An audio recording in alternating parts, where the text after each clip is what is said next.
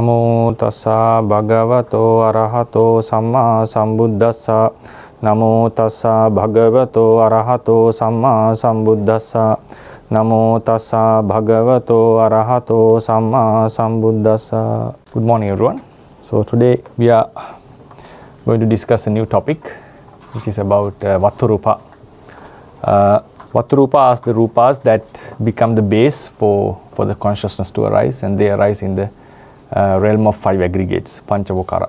So there are 6 Vattus, like bases for the consciousness, that is to say eye, ear, nose, tongue, body, and the heart base.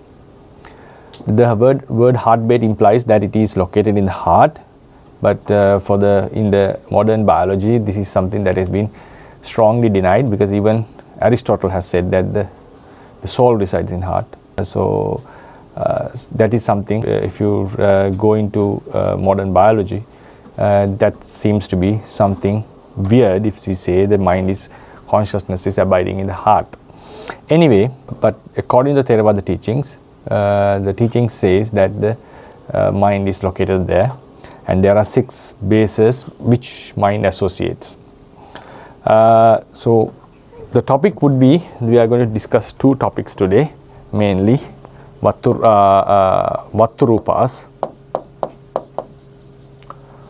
Vatthurūpas means the bases in general, and then Hadayavatthu.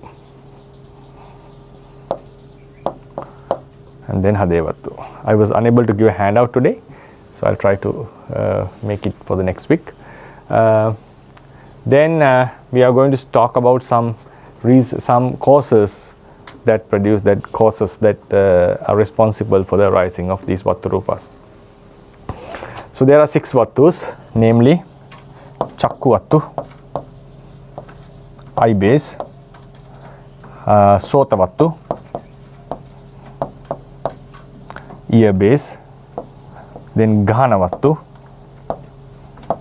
that is called nose base, Jivhavattu,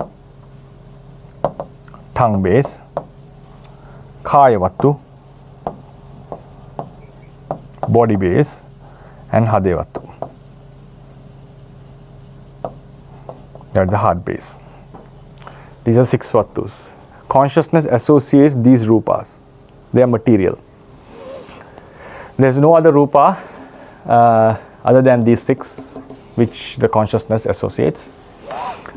They can become the base. So they have the capacity to become a foundation or become a base for the consciousness to arise upon. Physical location of consciousness. Now this is something that we also need to discuss in detail later on, because according to Visuddhimagga Tika, consciousness cannot be defined in terms of its location. But when you look into it means it's not proper to say that the consciousness is located somewhere, because it is undefined in terms of space. But when you look into the doctrine, it seems like, now if we'll go into this later in the coming weeks. Now if these are the Rūpa Kalapas where consciousness is arising, if you take these are Vattu Kalapas, we normally say if this is the eye base, for example, Rūpa strikes at this eye base, strikes at all eye bases, but at the same time, consciousness arises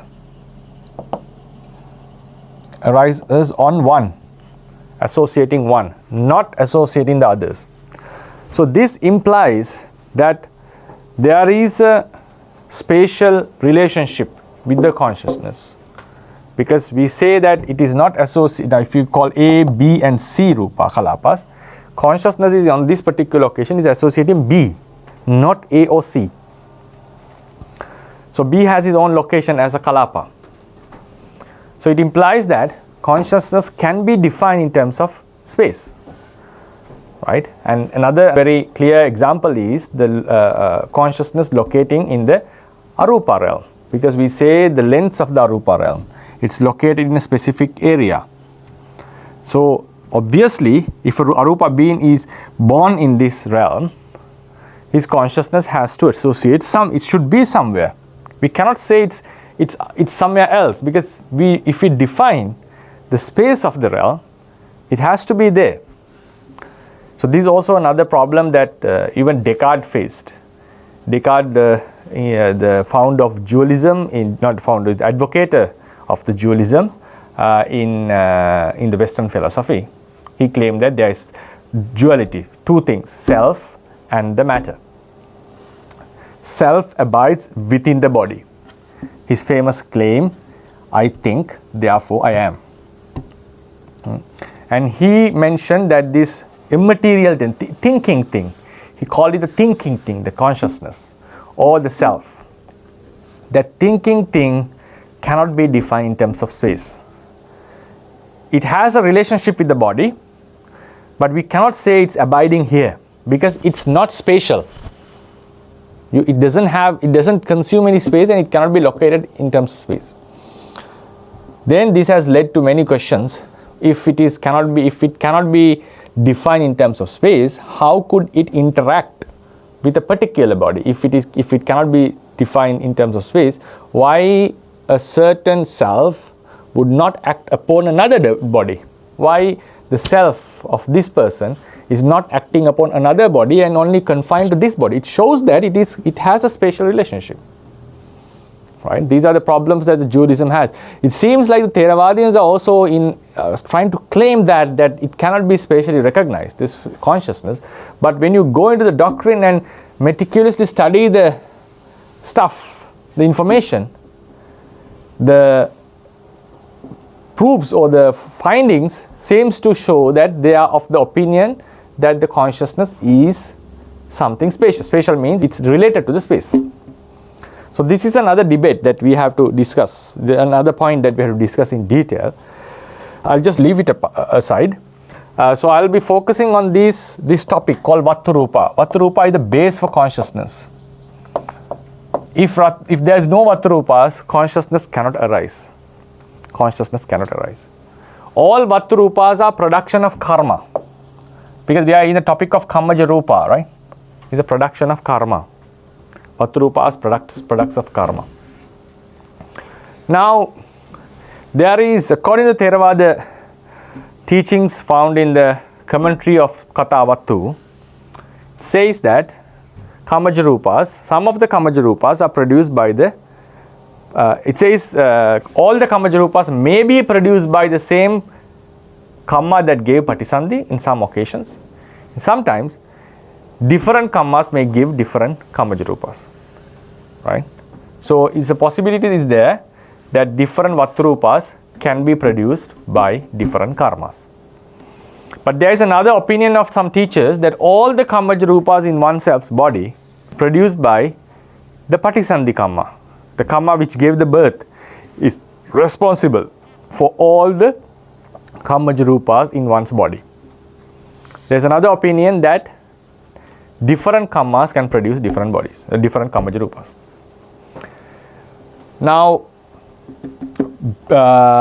before going into discuss about this matter, now I would like to show a relationship between karma and Vatthurūpa. Karma and Vatthurūpa. Now, this explanation is based on considering that now it's easy to understand in this manner because there are two opinions of this. Commentary is of the opinion that commentary and sub-commentaries are of the opinion that different kammas can produce different Kammaja Rūpas. But still some teachers hold to the idea that the same kamma which gave the Patisandhi is producing all the Kammaja Rūpas. Right? So I'm based on the second opinion. Based on the second opinion, it would be much easier to explain the relationship between karma and Vatthurūpa. Then we'll try to understand it based on the first opinion as well. The second opinion is all Kammaja Rūpas in someone's body are produced by the Kamma that gave Patisandhi. Right? So why it is necessary that the Kammaja Rūpas are Vatthurūpas, the Kammaja Rūpas, and one of them are Vatthurūpas. One of the Kammaja Rūpas are Vatthurūpas, basis of consciousness. Why Vatthurūpa are produced by karma? Why is that it is produced by karma? What is the relationship? Now think about the karma which gave the Patisandhi.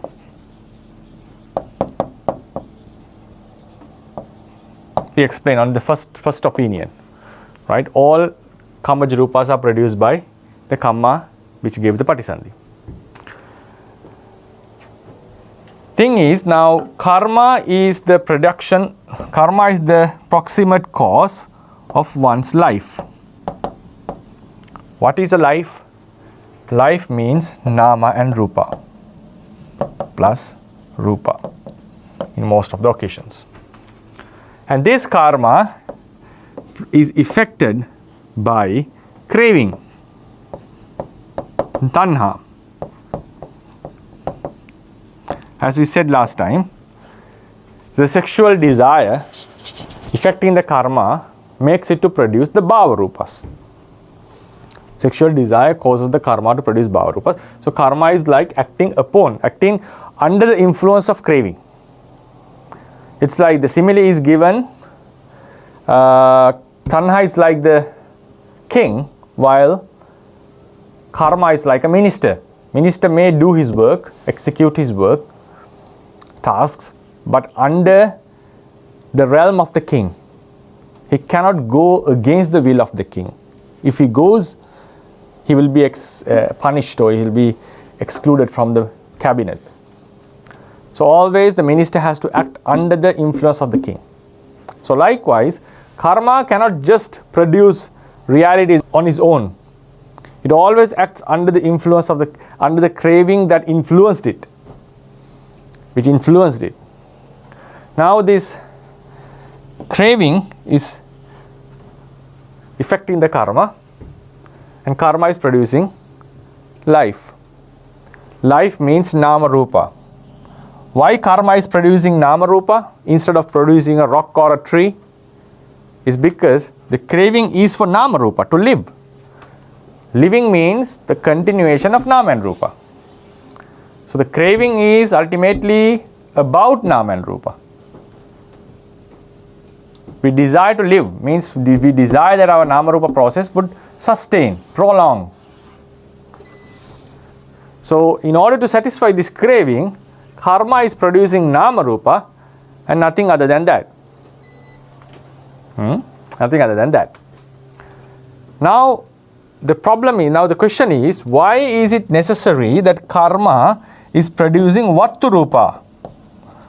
Why? Now we know that not all the rūpas in the body are produced by karma. Karma has a linear causation to all the rūpas, because if there was no birth, if there was no initial rūpas that occurred at our Patisandhi, none of the other rūpas would have occurred. All the Uttaraja rūpas, Chittaja rūpas, Aharaja rūpas are based on Kammaja rūpas. If Kammaja rūpas didn't occur at the moment of Patisandhi, none of these rūpas would have happened in the later period. Therefore, a linear connection to karma is always there with all the rūpas in one's body. But why it is so utterly necessary that this Vatthurūpa is produced by karma? Now we have to understand that the karma is satisfying the needs of the craving. It has no such intention, but that's how the phenomenon is happening. Now the most important actually the life is constituted with nama and rūpa. It's not the most important two parts, they are the constitutes. Nama is the immaterial reality that knows the world. It has all the desires, it has all the intentions to do stuff. Rūpa is the matter. Matter doesn't have any intention and so forth. It knows, right? It knows the world. Now we have to keep in mind that nama is an immaterial thing. Immaterial realities are weak. They are quite weak. They cannot arise, they cannot sustain by themselves without the support of a material base. So they are always hanging upon something. They cannot sustain or stand by themselves. That's why the Buddha has mentioned that Nama is always depending on Rūpa. At the same time, Nama also has a certain effect on Rūpa, so the Rūpa becomes alive. It's kept alive. It's kept without rotting because of the influence of the Nama. At the same time, since the Nama is quite very weak, being an immaterial reality, it needs the support of Rūpa. So this also shows that there is a relationship between Nama and Rūpa. If Rūpa is spatial, if Rūpa has related to the space, obviously Nama will also be related to the space, because Nama and Rūpa are interconnected. But in the ultimate sense, we say they are two different realities, drastically different in their characteristics. But at the same time, they also share some initial characteristics. They are related to each other in certain ways. That's why Burton and Russell, while commenting on Descartes' dualism, which cannot explain how this interaction happens if the two realities are drastically different, he mentioned, yes, there are two realities, but if there are two realities, there should be a mother reality out of which this both Nama and Rūpa has sprung out. So that mother reality has the very initial characteristics, basic characteristics. So for whatever reason, Rūpa has occurred out of it, and for another reason, also Nama has occurred out of it. So, like for example, when you trace the proto-languages, the language family, we can see a mother language, and then we have sister languages. They share similar characteristics. We have different characteristics due to different reasons. They have evolved separately. But when we trace back, we can understand that both of them had origin in the beginning. So there was a proto-language. Proto-language means a mother language, out from which these two sister languages occurred. So likewise, some Western philosophers suggested, if these two are interacting, if Nama is associating Rūpa, and if Nama can cause the Rūpa to act according to his desire, according to his will, motives, it means that Nama and Rūpa are sharing some basic characteristics. So they have come from a mother reality, which can be seen in the real world, or which is not being observable, but whatever, I'm not sure what the idea was. But somehow there is one common reality which is common to them, which is a very good argument on this, but Theravadians don't go into such level. So we would say, Theravadians would say, Nama, the immaterial thing, is quite weak, so it needs the support of a material thing to arise and to sustain. Then what happens in the Arupa realm? That's a special case. The clay, now there is a simile is given by one Mahathera. Clay, you put clay into water, it dissolves. But if you make a pot, having burnt it, if you make a pot out of the same clay, it can sustain inside the water. So the Nama is quite weak, it cannot sustain by itself. That's the natural nature of Nama. But if you have developed your mind into a very high concentration, like Arupa jhanas, having suppressed the attachment to Rūpa, if you have level of concentration to that levels, and if someone is born as a result of this karma with such high concentration, the mind has been elevated into a higher level, like the clay is being burnt and made into a special substance. So the consciousness can sustain without a Rūpa. This is a special case. That is due to making, like molding, or like, it's not a manufacturing, it's making the like sort of amending or making some changes into the consciousness due to some efforts, especially the concentration. So a life that is produced by this new karma, karma with the high concentration and detachment towards the Rūpa, the consciousness is capable of sustaining without a Rūpa. On all the other occasions, consciousness always needs a material support. And this also implies that consciousness is greatly related with material, right? Otherwise, why does it need the support? We explain this in Patthana, Nissaya Pachaya. Then, so now the point is, immaterial, now this is the argument, you have to be very careful with this. Immaterial realities cannot sustain by themselves. They need the support of Rūpa. And the karma is producing the nama lineage at the moment of Patisandhi. It causes the Patisandhi Chitta to arise and the Bhavanga Chittas would continue without breaking the lineage. Without breaking the lineage. Now think, now if karma is only producing nama, can that nama sustain by itself? No. So, if the responsibility of karma is to produce a new life under the influence of craving, it cannot just produce nama and just say, I have done my work. No, because nama cannot sustain without a Rūpa. So it's the responsibility of the karma itself is to produce the Rūpa that is utterly necessary for the nama to sustain. So it means the responsibility of producing Vatthurūpas is vested upon the karma. Got the point? I'll repeat again. Now, karma is producing nama and Rūpa. Why is it? Because it's under the influence of craving. Craving, we want to live. Living means to continue with nama and Rūpa.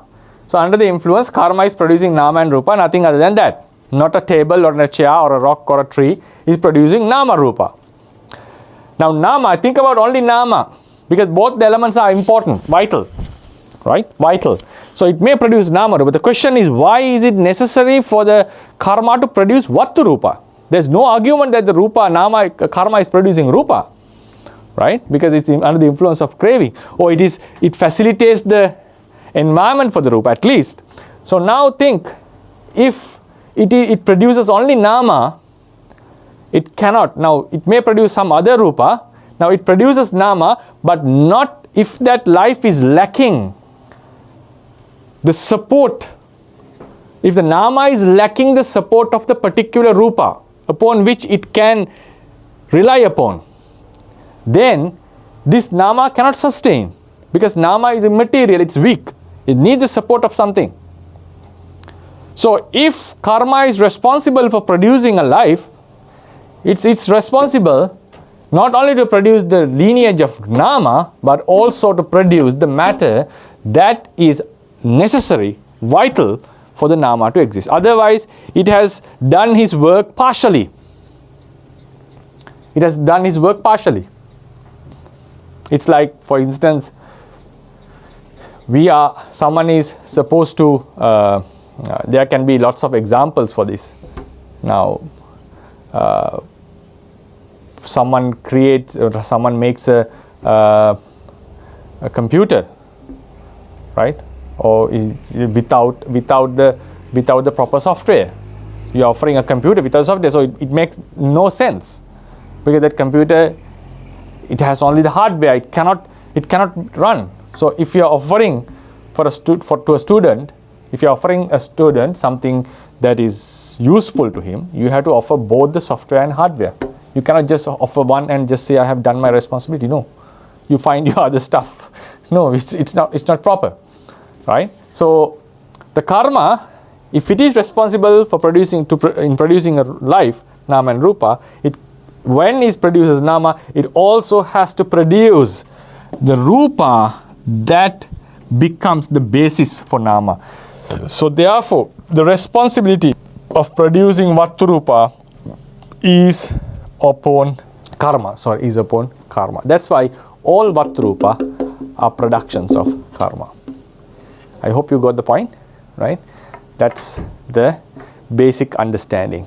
Why Vatthurūpa, all Vatthurūpas are productions of karma. Because consciousness Karma is responsible for the lineage of consciousness. It doesn't mean that all the consciousness are products of karma. It facilitates the lineage. As long as the karma is there, power of karma is there, the conscious stream would continue. When the karma ends, it would die out. Right? So this lineage is continuing, and it's if the nama cannot sustain by itself, so it's the responsibility of the karma itself to produce the matter that becomes the basis. So that's why it's called the doctrine of necessity. Buddhism is a doctrine of necessity. Why do I say that? The necessity is karma has to produce nama rupa. It has to do it. That's how the nature is. Why? It's been influenced by craving. Then someone can ask the question, why it is that karma has to produce nama and rupa? Who has ordered this? No, there's no order. That's the law. It's governed by laws. Where did the laws come from? No, you cannot explain that. If it was the creation of God, yes, the God made this and made the rules. And why did the God did it? Or maybe that's his wish, his will. We cannot argue on it. And who made the rules for the God? No one. So there's a way that you cannot explain. There's a point that you cannot explain any further. And think of the doctrine of this by chance, doctrine by chance, like the Big Bang. Everything happened due to Big Bang, and we can explain because of this and this, why did this happen? No one can answer this. So always there will be a limitation of explaining. Doctrine of necessity has the limit in laws, natural laws. The law is karma is supposed to have caused nama and rupa. Why? It's been influenced by craving.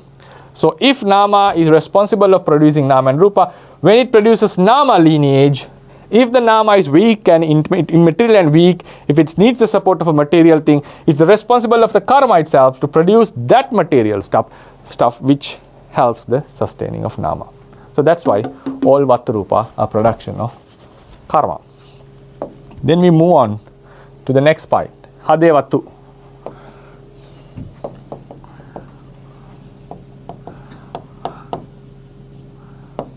Hadayavatthu. The same applies here. Now a person has a desire to live. It means to have nama and rupa more and more. So when the nama arises, nama is produced by karma. What happens is this it also needs to produce the Hadayavatthu that becomes the basis for this nama. And there are few occasions, I'll come to that point now. There are few occasions where Hadayavatthu, a person may not get Hadayavatthu in 5 realms. First is Asanya Satta, realm in which there's no consciousness. Then Arupa realm, there's no material, matter there. So there are 2 instances where one may not get Hadayavatthu. That is called Asanya Satta. Then number 2 is Arupa. Asanya Satta and Arupa. In Asanya Satta, we get only Rūpa. In Arupa, the being gets only Nama. So what is the phenomenon here? What is the phenomenon? And why is it now, in the previous chart, we explained that the karma needs to produce Nama and Rūpa, and it's a must that it has to produce Vatthurūpa. But in these 2 realms, it doesn't happen so. The reason is,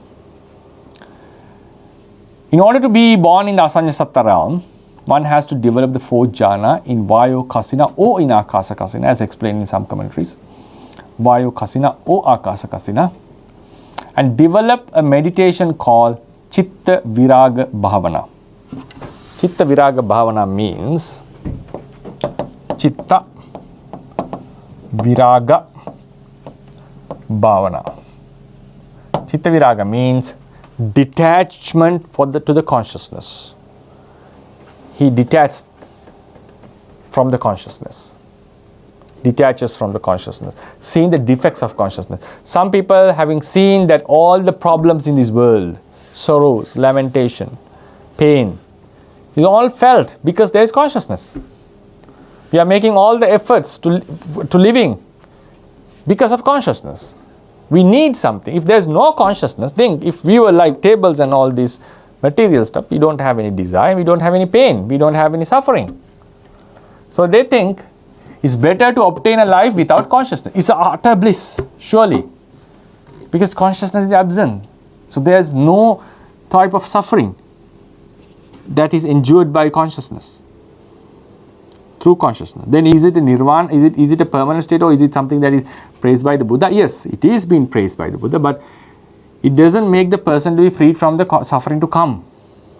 It's temporary. If it was permanent, okay. That would be permanent, perfectly okay. Rūpa, let the Rūpa sustain. If there's no consciousness forever, that's fine, utterly fine, no problem at all. But the thing is, it ends. And the consciousness arises again. It's a temporal suppression. That's the problem. So it's utter bliss. Even though someone can ask, how can it be a bliss? That is because bliss, there are two types of bliss. Bliss that is being felt, bliss of freedom. Why Nibbana is a freedom, state of freedom? Because there's no suffering. You are freed from the suffering. So the Asanyasatta being is freed from the suffering for 500 eons. Suffering caused by consciousness. It's utter bliss. Then still it seems, how can it be a bliss? That's called Avedaita Sukha. Why Nibbana is a bliss? Because it's the freedom. So if you can understand the blissness of Nibbana, surely you'll be able to understand the blissness of Asanyasatta. If someone cannot understand the blissness of Asanyasatta, he'll not completely understand. Partially can, but not completely understand the bliss of Nirvana. That's a different topic. We have to discuss that in detail.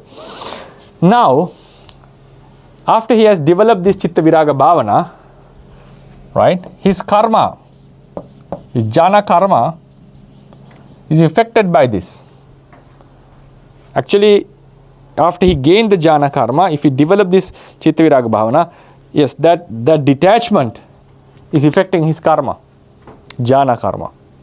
So this karma is producing only Rūpa. It's not producing Nama. Why is that? It's been influenced by Chitta Viraga Bhavana. So therefore, it's not only the craving that plays the role. Craving does play a role here. Craving does play, because someone can ask why it produced Rūpa. Because the attachment to Rūpa was not subdued. Attachment to Rūpa was not subdued. In this case, attachment for Nama was subdued.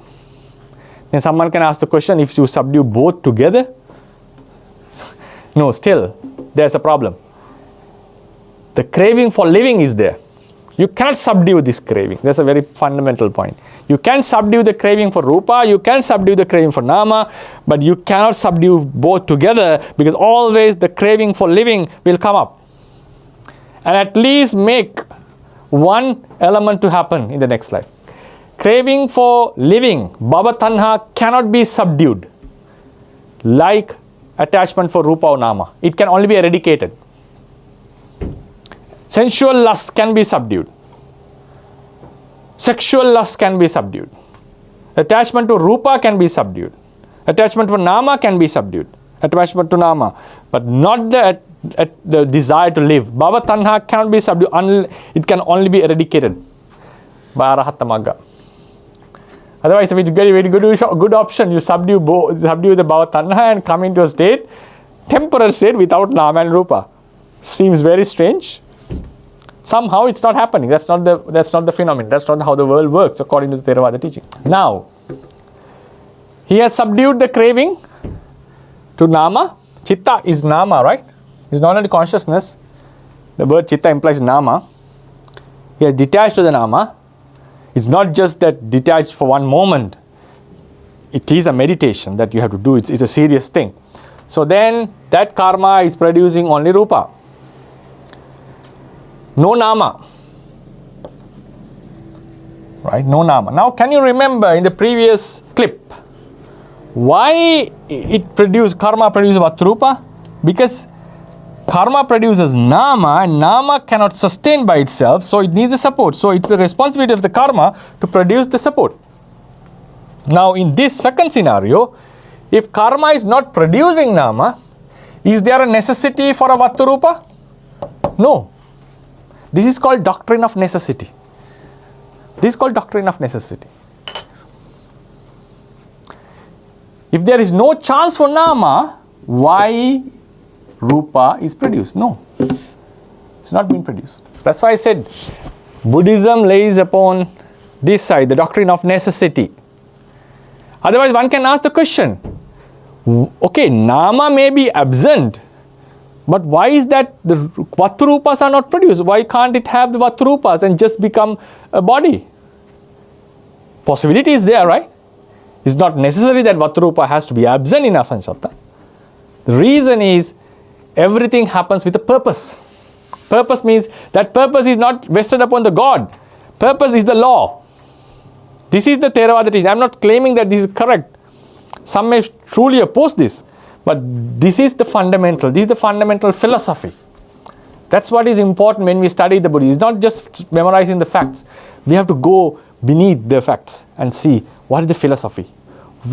Upon which this doctrine is based upon.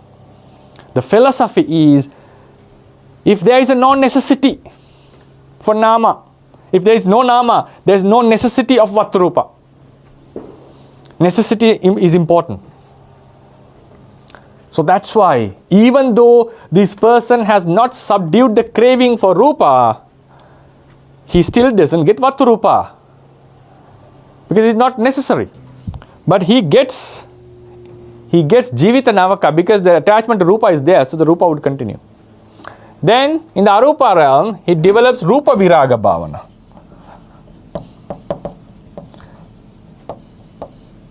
And attain the jhana karma, arupa jhana karma. This karma, as the attachment to Rūpa is subdued, would only produce nama. No Rūpa. No Rūpa. Right? And the nama is quite strong.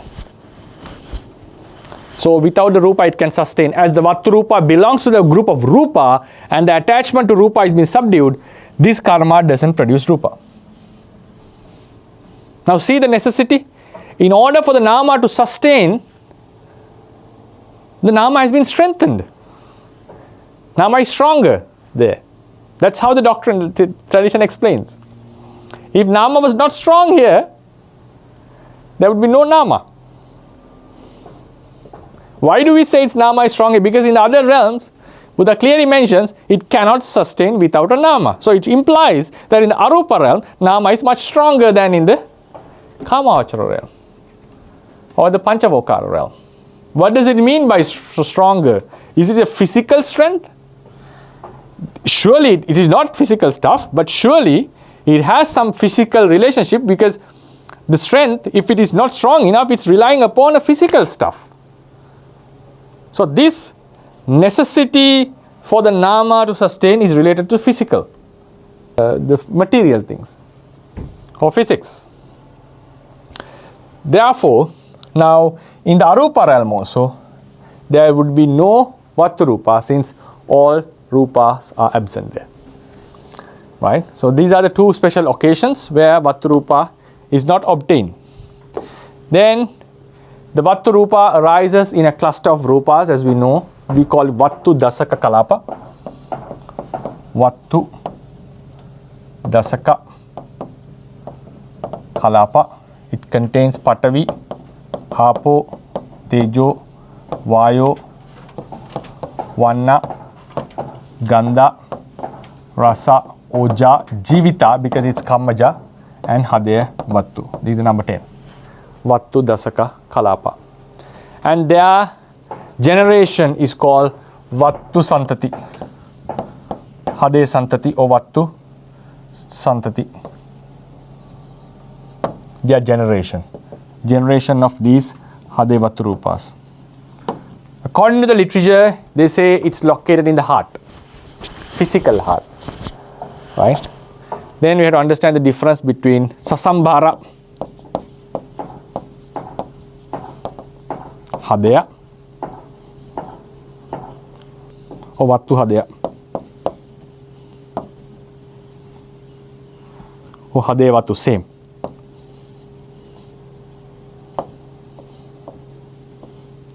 Right, Hadayavatthu. Sasambhara Hadaya means the flesh heart that we possess, which is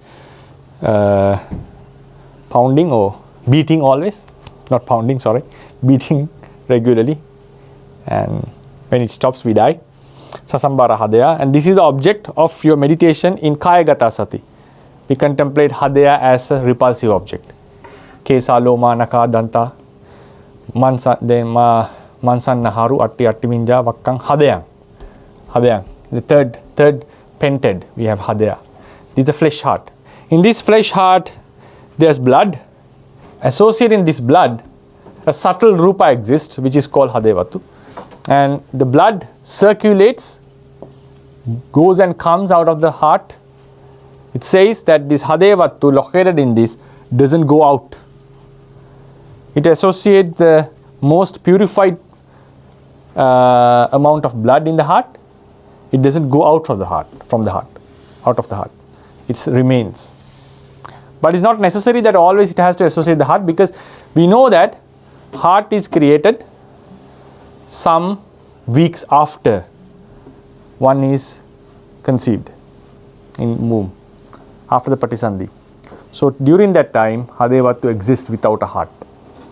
So there's a so after the Hadaya, the heart grows, it's located in the heart.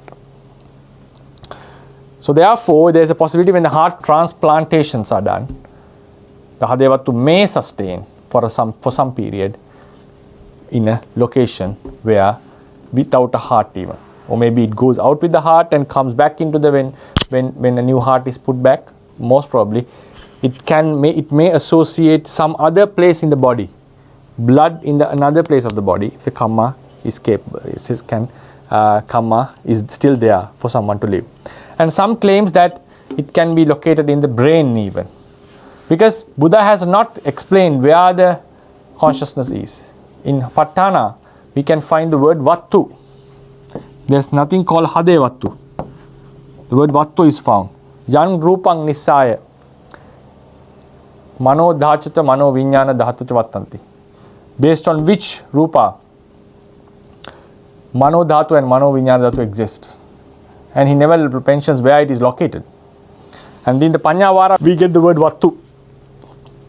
Vattung Vipassati. One gets attached to the Hadayavatthu or do Vipassana upon it. But the location was not mentioned. In the commentaries we find it is said to be in the heart. Said to be in the heart. And the meditators who have done meditation claims that they have felt that the heart, mind is arising somewhere here.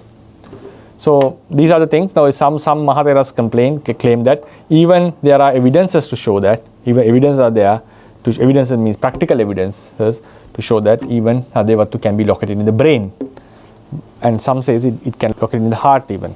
Biologically, most of the people denies that if there is a consciousness, according to Buddha, if there's a big if on this, consciousness means if there's a separate element called consciousness, it has to be located in the brain, according to the most philosophers who even believe in dualism. Right? The brain should be the best candidate for that. So in the ancient philosophies, we related it to heart because now if we have sorrow, if we have love, we feel it in the heart, right?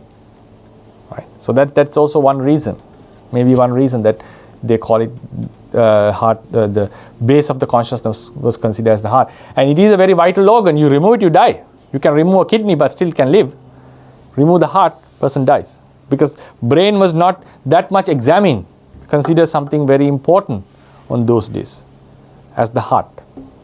So heart was considered as the most vital organ, and so maybe that was the reason self or consciousness was considered to be abiding in this. Then meditators claim that they feel it, the consciousness is arising in the heart base. And so this is a subtle Rūpa. This is the flesh heart.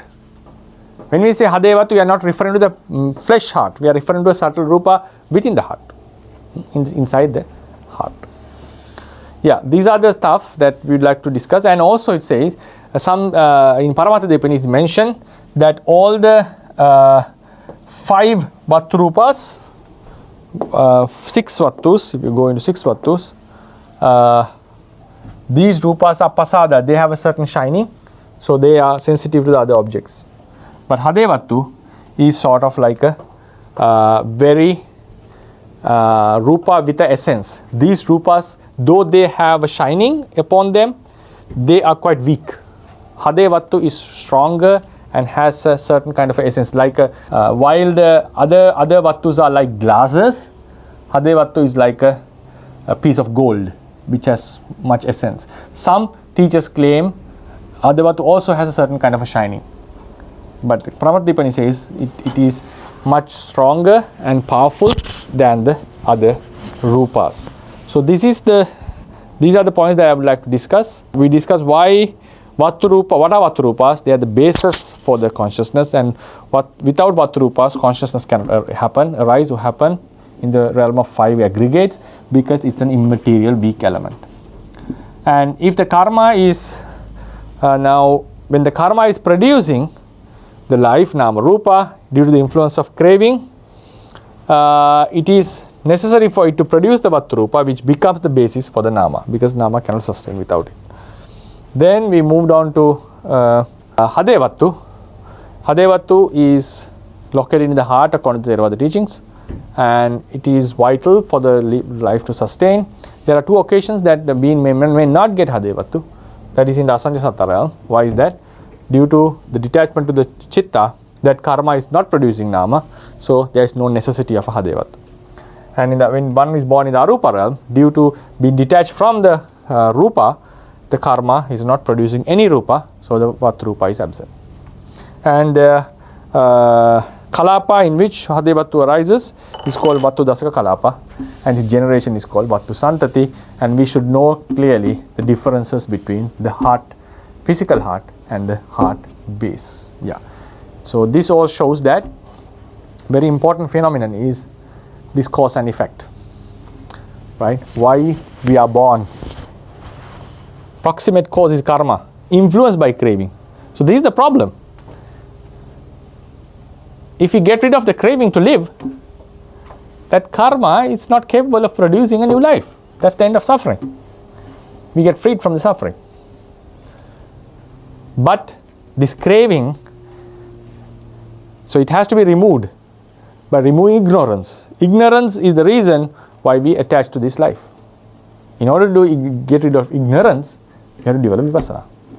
Don't think that this is something very easy. No, this is utterly difficult, the getting rid of this craving. I'll just give you few examples on this. Just a test. You can answer in your mind and test yourselves how strong this craving is. Because we wish for this Nibbana. We wish that we would attain Nibbana. In order to attain Nibbana, we have to get rid of craving to live. In order to get rid of craving to live, we have to get rid of the ignorance. Now I want to show that how strong this craving is. Craving to live. 3 occasions.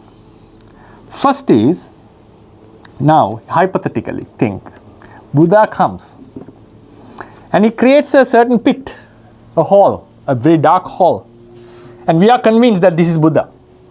We are fully convinced that this is Buddha. Buddha creates a hall, and if he asks, you jump into this, instantly you are attaining parinibbana, and you are fully confident in this. How many of you would jump right now?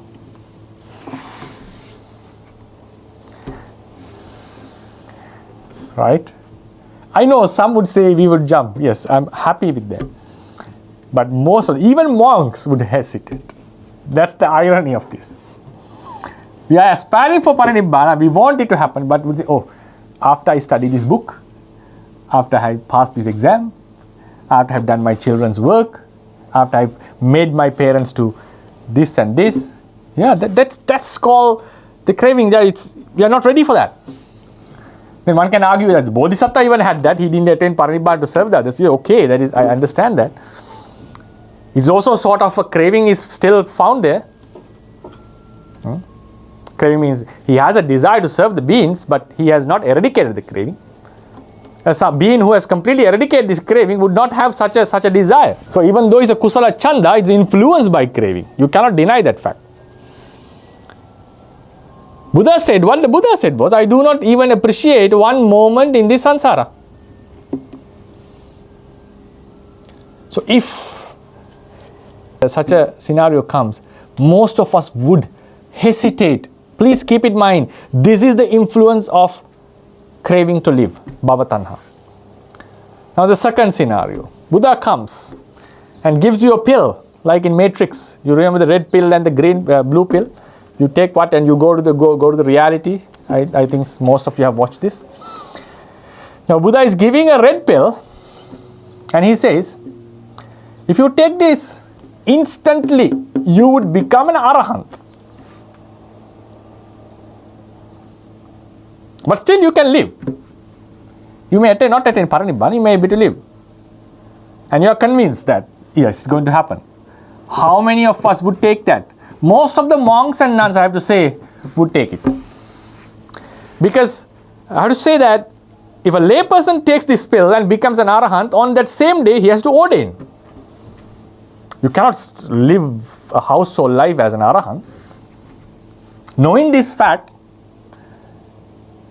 they will say, oh, can't it be something lower, not arahant instantly? I have some works to do, duties, I have some duties to do.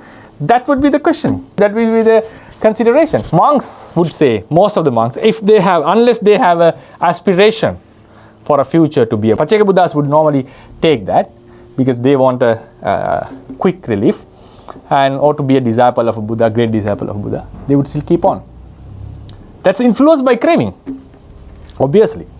So, but even someone doesn't have such a desire, some monks would hesitate sometimes, but I assume that most of the monks who are desiring for a liberation would say, okay, I can live as an arahant, okay, that's perfect, right? But still, now think why we are not jumping but taking the red pill, because we still want to live. It's not a thing that is real, it's not something that can happen in reality, right? But why some hesitated to jump into the pit and attain paranibbana, but to take the pill? Because we still want that period of life to live another 30-40 years and serve the sasana, or to be a monk, to study things, to live this world. So this is called craving. This is called the craving to live. Now if Buddha comes with a blue pill and says, you take this, you instantly become sotapanna and you can live, most of the Buddhists would take. Because you can live a household life being a sotapanna. So why do we come into this choice? Because this is called craving. This is called craving because we want to enjoy the sensual desires. That's why most of the lay people would take this sotapanna pill, not the arahant pill. Never ever think about jumping into the parinibbana hall.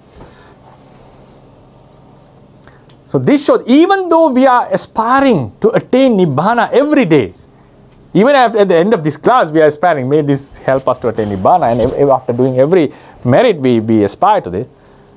It shows that we are making, I'm not saying it's wrong, but just want to show that the strength of the craving.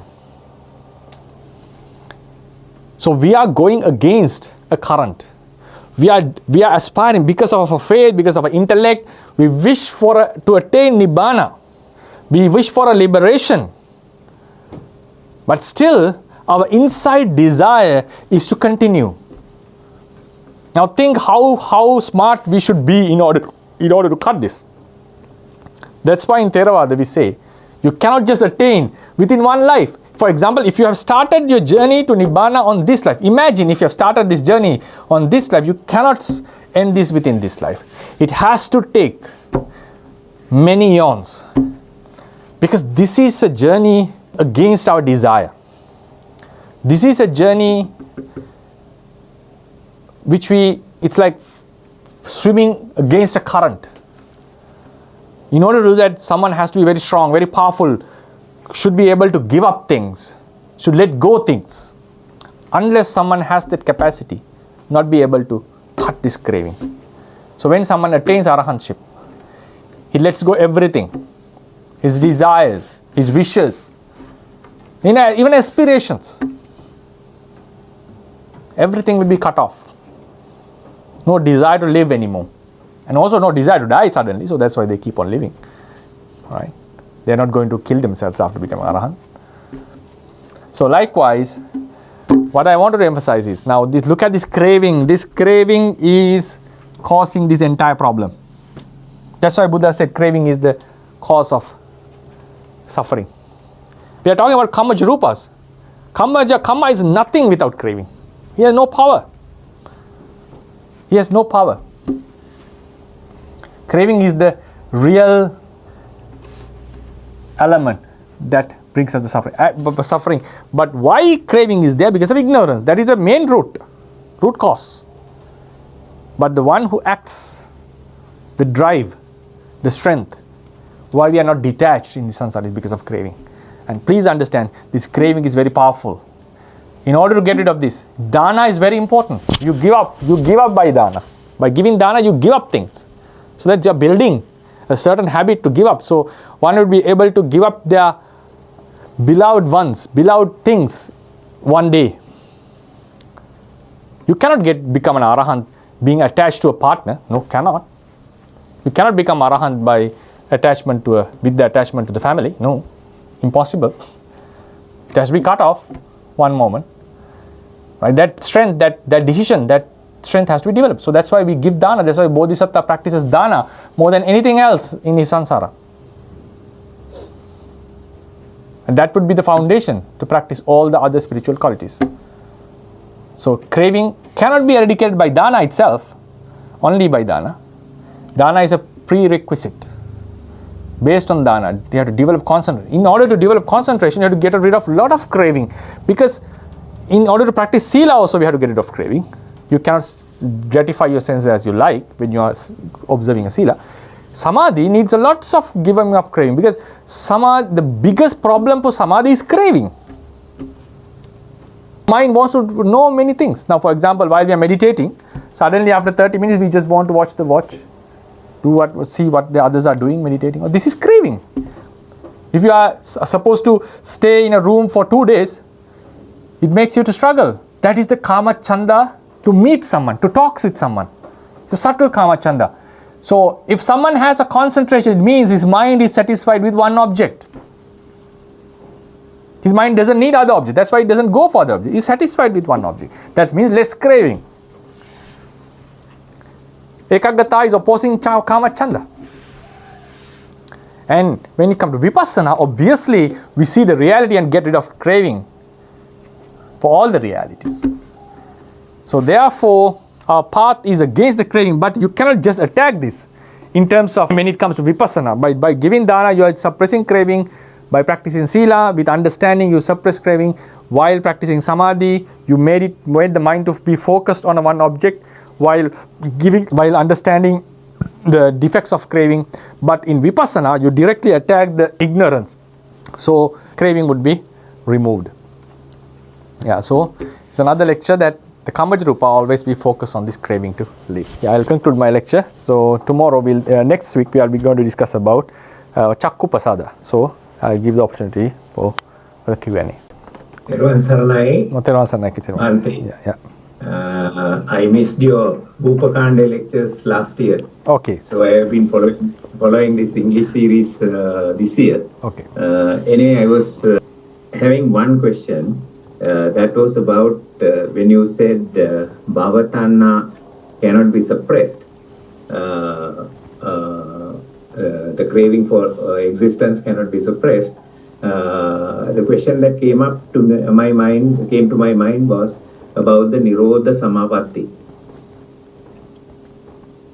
Because at that stage, of course, as no bhavatanha to suppress, therefore an arhat gaining that status is quite obvious. But we are also told that even an anagami can get into Nirodha Samapatti. So my question is, can that be considered as a suppression of bhavatanha on a temporary basis? Yeah, thank you for your question, Mr. Kissiri. It's a very wonderful one. Nirodha Samapatti is not to be applied in this formula, because here we are applying about a life, gaining a new life with Nama and Rūpa. So the person who is attaining Nirodha Samapatti has already got the Nama and Rūpa, and now he is suppressing the Nama by, now if we take this, we were talking about the life.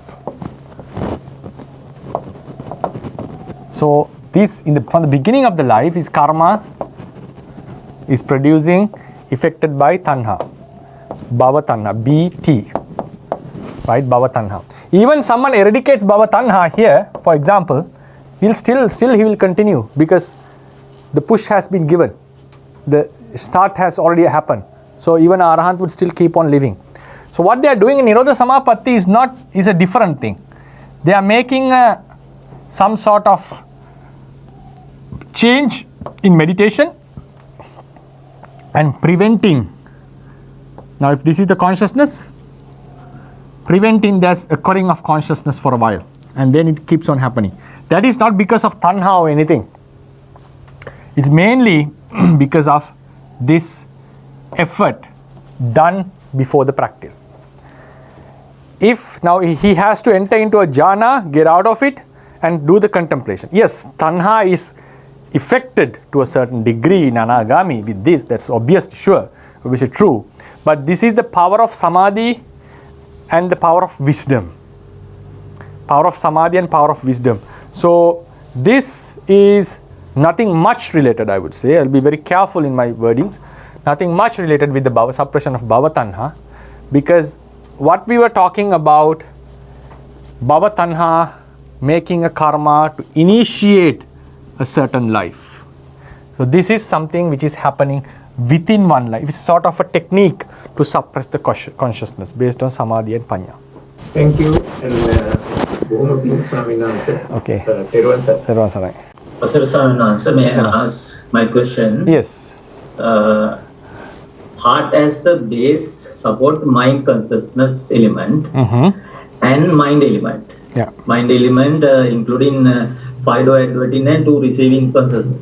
So my question is why mind-do, manodwara, is not used by mind element. Manodwara. Mind element is not.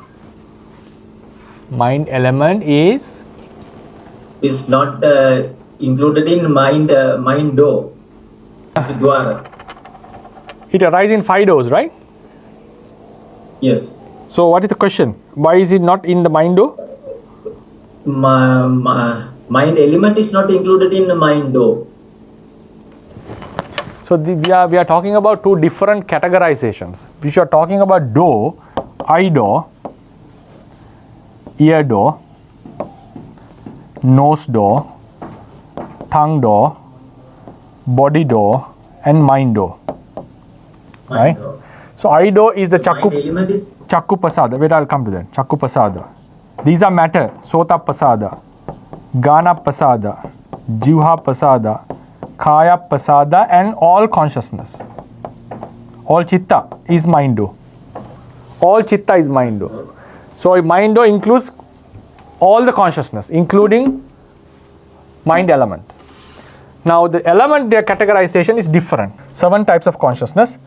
Eye consciousness element, ear consciousness element, nose consciousness element, tongue consciousness element, body consciousness element, mind consciousness element. Right? Eye consciousness element are the 2 chakku vijnana, then 2 sota vijnana, ear consciousness element, 2 gana vijnana, 2 jivha vijnana, 2 kaya vijnana. Then as you said, mind elements are the 2 chitta, and remaining all 76 chitta are mind element consciousness. Now if you think about do, it's a different categorization. Elements is a different categorization. So all the consciousness are included in the mind do. So we should not mix those two. When we say do, it's a different classification. When we say element, it's a different classification. Yes, now what's the question? It's clear now. Okay. Thank you. Okay, thank you for your question. Yes. Theravada Sarai.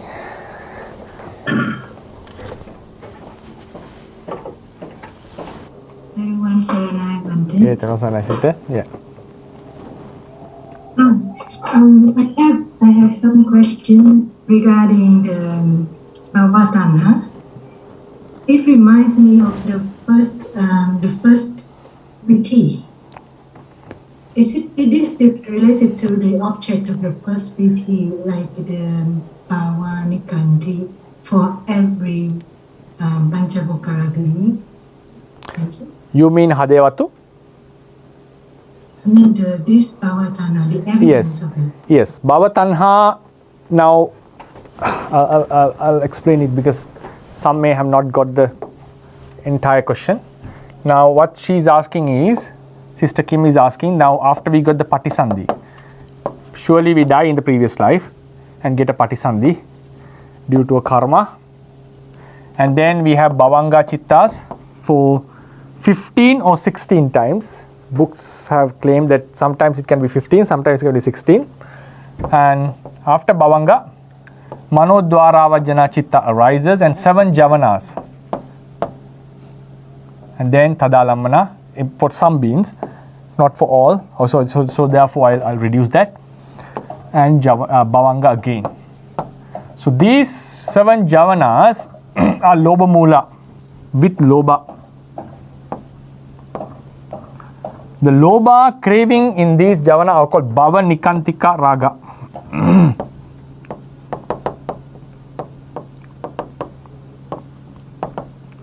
Bhava Nikantika means a raga that delights in the existence, the new existence. Now he has given up the past existence and born in a new one. So in this new one, he's delighted. He's delighted to have this new existence. So what is the object of this? According to the books, the objects of these javanas are we call Upapatti Bhava.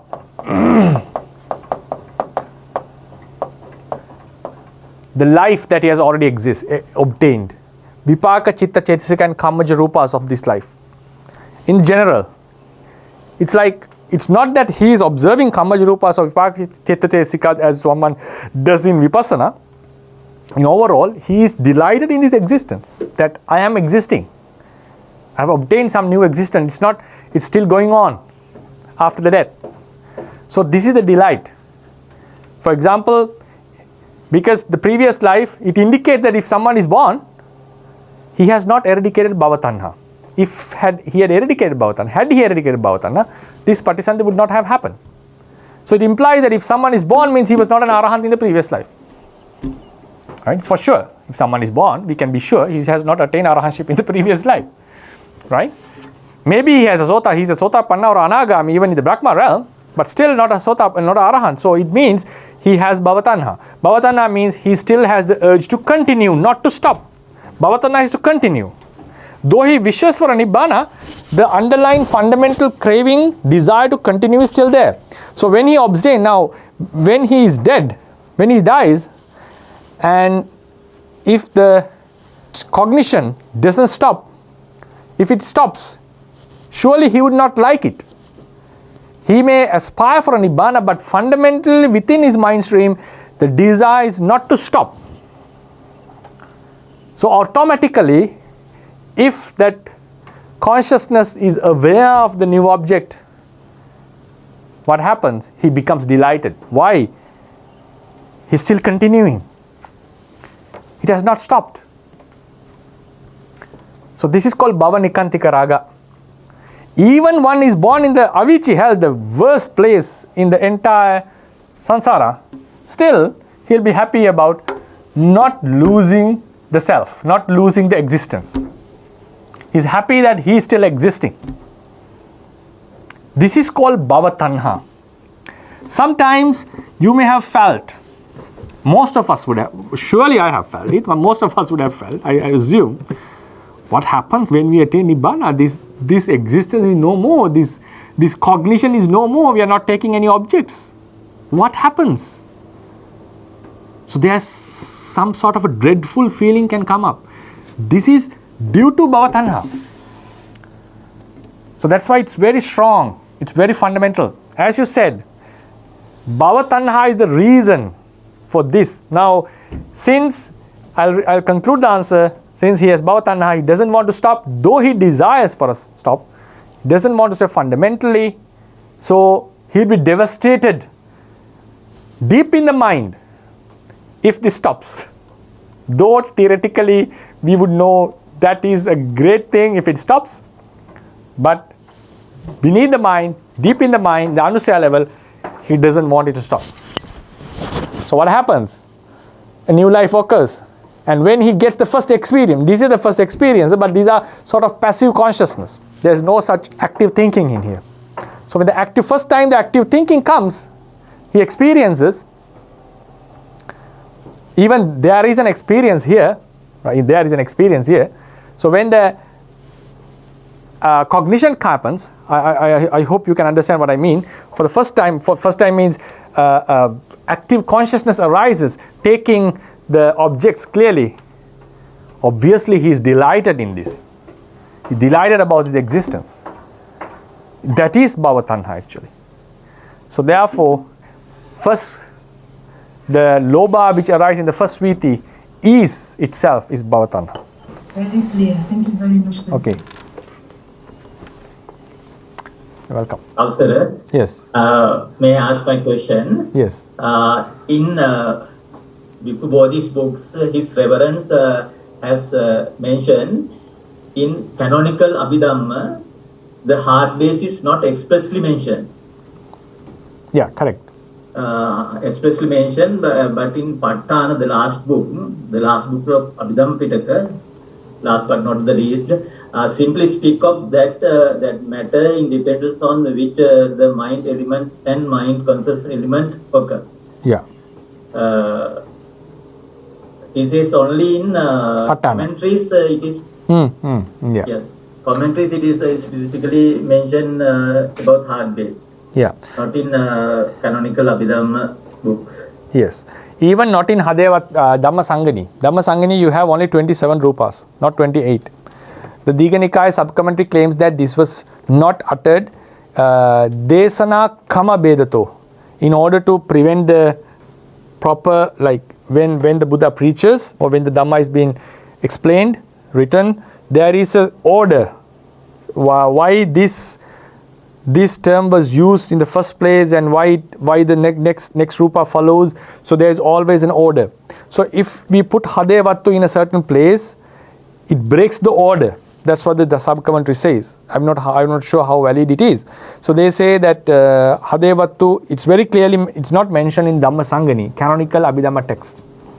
But Patthana is also a canonical text. But some claims that Patthana was developed over the time. But in Patthana, we don't see the word Hadayavatthu. We see it in two terms. Yang Rūpaṃ Nissāya Mano Viññāna Dhātuca Vattanti. The Rūpa depending on which Mano Dhātu and Mano Viññāna Dhātu exist. So the base of Mano Dhātu and Mano Viññāna Dhātu. That is Yang Rūpaṃ, whatever Rūpa. It doesn't mention about Hadayavatthu anything. That is in the Niddesa. But if you go in the Paññāvāra, in the Patthana, Chakkung Vipassati, Sotang, Ganang, Jivhang, Khayang, Vattung. The sixth base, Vattu, V-A-T-T-H-U, Vattu has been mentioned, not Hadayavatthu. Vattu, the word Vattu comes. Apart from the other six, Chakku, Sota, Gana, Jivha, Khaya. So it indicates that there is 6 bases in our teachings. So in Dhammasangani, you don't see this. Even the word Vattu is not seen. In the Niddesa of the Patthana, we see phrase comes as any Rūpa based on which the consciousness arises. And in the Niddesa, in the Paññāvāra, we see the word Vattu has been explicitly mentioned. So, but the word Hadaya it's found in the commentaries. Someone can say it's a later occurrence, right? It comes in commentaries. Then its location was never mentioned in any of the texts, not even in Patthana, no. But when it comes to the commentaries, they claim that it has occurred it is found in the Hadayavatthu. And I have gone through with meditators that they claim that when the concentration is higher, even without a prior bias, they automatically happen to see the consciousness is occurring in somewhere here. Not exactly the location, but somewhere here. So based on these meditative experiences from the ancient past, they have said that Hadayavatthu is located in the heart. Because if you locate now for instance, if I want to recall this cup, it's very obvious that I will recall it together with the base. The base is the table, right? I may recall it, but very high possibility that I may recall it together with the where it was. So likewise, when someone is with high concentration focusing on the consciousness which is occurring, it's difficult for him to deny the base. So therefore, now again, another point is, now if you recall the eye consciousness which has already happened with closed eyes, the memories come, the attention goes around this area. If you remember if you recall the ear consciousness, attention automatically goes into this area. So likewise, when we focus at the mind consciousness, mano vijnana, I'm not talking about dhatu, it's still the same. Mano vijnana, the attention automatically goes into this area. So maybe that's the reason why they are claiming that Hadayavatthu is located in the heart, not anywhere else. Clear. Thank you. Okay, you're welcome. Thank you. Theravada Sarnai. Theravada Sarnai. Yeah, thank you. So we'll conclude the class. Thank you for listening. Today we discussed about Vatthurūpas and Hadayavatthu. I hope it was an interesting topic. Even I enjoyed it, because it shows that how causal relationship can be found and how deeply the philosophy can be explained. And this all would help you to understand the causal relationship, and shows that how there is no self, it's only elements are happening due to causes. So we may this merit help us to attain Nibbana, and may this sasana last long. Buddha sasanang chirantiktatu, Buddha sasanang chirantiktatu, Buddha sasanang chirantiktatu, sadhu, sadhu, sadhu.